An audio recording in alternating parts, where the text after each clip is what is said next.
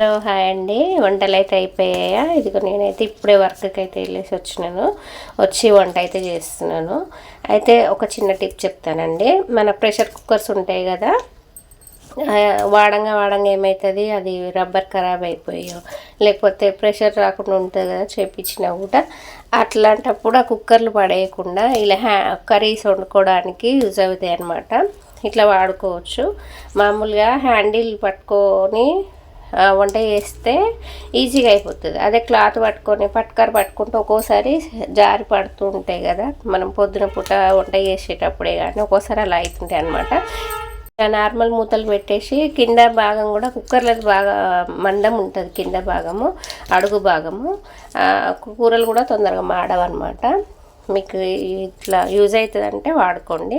ఏదో నేను వాడుతున్నా కాబట్టి మీకు చెప్పాను. వేస్ట్ చేయకుండా, మిడిల్ క్లాస్ ఎట్లుంటుందండి, ఏది వేస్ట్ చేయరు, అన్నీ ప్రతి ఒక్కటి ఎలా యూజ్ చేయాలని చూస్తారు, వేస్ట్ చేయకుండా. నేను కూడా అలాగే చేస్తున్నాను. ఈ వంట చేస్తూ మీకు చిన్న కథ చెప్పాలనుకుంటున్నాను. అదేంటంటే అందరి మధ్యలో ఉండేదే అందరికీ జరిగేది అనుకుంటున్నాను నేనైతే. ఎందుకంటే తెలివి తక్కువతనంతో ఉంటే బయటోళ్ళే కాదు, ఇంట్లో వాళ్ళు కూడా వాళ్ళ తెలివిని వాడుకొనేసి వాళ్ళు బాగుపడతారు తప్ప, నా సొంత రక్త సంబంధికులే కదా, నా తోబుట్టువులే కదా, వాళ్ళకి తెలివి లేకపోతే మనం వాళ్ళని మోసం చేయొద్దు అని ఉండదన్నమాట. దానికి చక్కటి ఉదాహరణగా ఒక చిన్న కథ చెప్తాను. అనగనగా ఒక ఊరు ఉంటుంది. ఆ ఊరిలో ఒక కుటుంబం అనమాట. అమ్మ నాన్న ఇద్దరు కొడుకులు. అయితే పెద్ద కొడుకు పుట్టిండు, చిన్న కొడుకు పుట్టగానే తల్లి చనిపోతుంది. తండ్రి చేతిలో చిన్న కొడుకుని పెట్టేసి నువ్వే చూసుకో అనేసి చనిపోతుంది.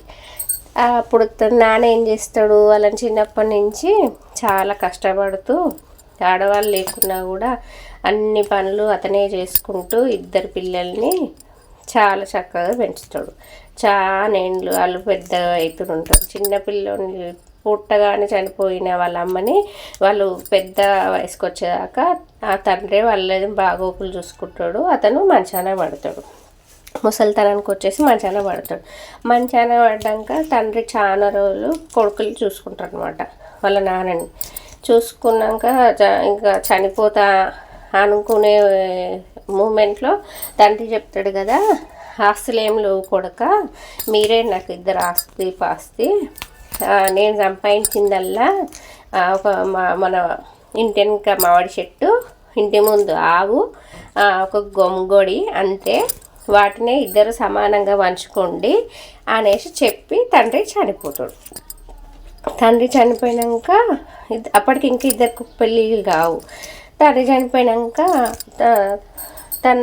అన్న ఏం చేస్తాడు, తమ్ముడితోటి, తమ్ముడా నాన్న ఇద్దరిని సమానంగా పంచుకోమన్నాడు కదా, అయితే మామిడి చెట్టు ఇంటెనక మామిడి చెట్టు కింది భాగం నీకు, పై భాగం నాకు అంటాడు. తమ్ముడు ఏం చేస్తాడు, అలాగే అన్నా, నువ్వు ఎట్లా చెప్తే అట్లా అంటాడు. ఎట్లాగే ఇంటి ముందు గుమ్మానికి మన ఆడ కట్టేసిన ఆవుకి ముందు భాగం నీకు, వెనక భాగం నాకు తమ్ముడా అంటే, తమ్ముడు సరే అన్నా అంటాడు. అన్న తర్వాత అలాగే గొంగడి ఉంటుంది కదా, ఆ గొంగడి రాత్రిపూట నాకు తమ్ముడు, పొద్దునంతా నువ్వు వాడుకో తమ్ముడు అంట. అలాగే అన్న అనేసి అంటాడు తెలివి తక్కువ తమ్ముడు. అంటే మా అన్ననే కదా సమానంగా పంచుకోమన్న నాన్న మమ్మల్ని అనేసి ఇద్దరము సరి సగంగానే పంచుకుంటున్నాం కదా అనుకుంటాడు. కానీ ఇక్కడ లాభం ఎవరికి, పెద్దతనికి. ఇక చూడండి ఇట్లా చేస్తున్నాం. అయితే చిన్నతను రోజు చెట్టు మొదట్లో నీళ్ళు పోస్తూ ఉంటాడు. రోజు నీళ్ళు పోసి మంచిగా చెట్టుకు పదును పెట్టి అన్నీ చేస్తుంటే చెట్టుకు వచ్చిన పండ్లు కాయలు అన్నీ అన్న అమ్ముకుంటాడు. చెట్టు పై భాగంలో చెట్టుకి మొదట్లో నీళ్ళు వస్తున్నాయి కదా, పండ్లు వస్తాయి. అయితే చెట్టు మొదట్లో తమ్ముడు పోస్తే అన్నకు పండ్లు వస్తే అతను అమ్ముకుంటాడు. అలాగే ఆవు కూడా ఉంది కదా, ఆవుకి రోజు గడ్డి వేస్తాడు, కుడితి పెడతాడు, మంచిగా మేత వేస్తూ ఉంటాడు తమ్ముడు. రోజు పొద్దున పూట ఈ అన్న వెనక భాగంలో పాలు బితికేసి మంచిగా అమ్ముకొచ్చుకుంటూ ఉంటాడు. అలాగే దుప్పటి కూడా గొంగడి, ఆ గొంగడి కూడా పొద్దంతా తమ్ముడు మంచిగా మడత పెట్టి దులిపి మడత పెట్టి పెడతాడు. అన్న రాత్రి అంతా పడుకుంటాడు కదా కప్పుకొని, పొద్దున పూట తమ్ముడు ఏం చేస్తాడు, దులిపేసి మడత పెట్టి పెడతాడు. ఇట్లనే రోజులు గడుస్తూ ఉన్నాయి. పెద్దతని పెళ్ళి కూడా అయిపోతుంది. పెద్దతని పెళ్ళి అయినాక కొన్ని రోజులకు చిన్నతని పెళ్ళి కూడా అవుతుంది. చిన్నతని పెళ్ళి అయినాక అబ్బా రోజు ఇతను ఇదే చేస్తుంటాడు, అవి అన్న అట్లా మంచిగా లాభ పొందుతూ ఉంటాడు. కొన్ని రోజులు అలాగే చిన్న భార్య కనిపెడుతుంటుంది, చిన్న తన భార్య గమనిస్తూ ఉంటుంది. నువ్వు రోజు ఇట్లే చేస్తావు, మీ అన్నేమో మంచిగా లాభ పొందుతాడు అనేసి చెప్తాను అనమాట. చెప్పగానే కనుక అప్పుడు అవును నిజమే కదా అనేసి అనిపిస్తుంది. అప్పుడు ఏం చేస్తుంది, భార్య ఒక ఉపాయం చెప్తుంది భర్తతోటి, చిన్న తన భార్య. ఆ భర్త ఏం చేస్తాడు, మరుసటి రోజు నుంచి ఇంకా చెట్టుకి నీళ్ళు వేయడం మానేస్తాడు. చెట్టుకు నీళ్ళు వేయడం మానేస్తాడు, ఇక్కడ ఆవుకి మేత వేయడం మానేస్తాడు. దుప్పటి పొద్దంతా తమ్ముడు కప్పుకోవాలి కదా, రాత్రిపూట అన్న కదా. అయితే ఏం చేస్తాడు, పొద్దున్న సాయంత్రం అయ్యే మూమెంట్లో నీళ్ళ నానుతాడు, ఏది గొంగడి. అట్లా నానిపినాక ఇక తెల్లారి కొన్ని రోజులు అట్లనే చేస్తుంటాడు తమ్ముడు. రోజు అట్లనే చేస్తుంటే ఈ అన్న అడగడు, ఎందుకు ఇట్లా చేస్తున్నావు అడగడు. ఒక వారం 10 రోజులు పోతే ఆ చెట్టు ఎండిపోతూ, ఆకులు రాకుండా, పండ్లు రాకుండా ఎండిపోతూ, ఆకులన్నీ రాలిపోతూ ఉంటాయి. అట్లాగే ఆవుకు మేత వేస్తలేడు కదా, మేత వేయకపోయేసరికి ఆవు పాలు ఇయ్యదు. ఈ గొంగడు రోజు నానబెడుతున్నావు, ఎందుకు నానబెడుతున్నావు అనేసి రాత్రిపూట చలికి అన్నం ఆడుకుంటాడు. ఇంకా ఏం చేస్తాడు, తమ్ముడు అట్లా వారం రోజులు చేసిన తర్వాత, వారం 10 రోజులు చేసిన తర్వాత ఓ రోజు పోయి చెట్టు మొదలు గొడ్డలు తీసుకుపోయి నరకబోతుంటే అప్పుడే అన్న వస్తాడు. అన్న వచ్చి, ఎందుకు తమ్ముడు నరుకుతున్నావు చెట్టు అంటే, ఇది నా మొదటి భాగం కదన్న, నా ఇష్టము, నేను నరుక్కుంటా అంటాడు. అప్పుడు అన్నకు తెలివి ఉంది కదా, అన్న ఏం చేస్తాడు, ఈయనకు అర్థమైందనేసి అర్థమవుతుంది, చెట్టు మొదల భాగం నరికితే నాకు మొత్తం పైన భాగం పోతుంది కదా. అప్పుడు అంటాడు అన్న, లేదు తమ్ముడు, ఇక్కడ నుంచి మన ఇద్దరము సమానంగా పంచుకుందాము, చెట్టుకు కాసిన పండ్లు కానీ చెట్టుకు నీళ్ళు కూడా నేను కూడా ఇద్దరం కలిసే చేసుకుందాము అని అంటారు. అప్పుడు తమ్ముడు సరే అన్న అనేసి ఆడ నుంచి వెళ్ళిపోతారు. మళ్ళీ ఇక్కడ ఆవు కాడికి వస్తారు. ఆవు కాడికి వచ్చి రాత్రిపూట పొద్దున పూట పాలు వితకడానికి అన్న వస్తాడు కదా. అన్న వచ్చే మూమెంట్లో తమ్ముడు ఏం చేస్తాడు, ఆవు ముందు భాగం కొమ్ముల మీద కొడతాడు.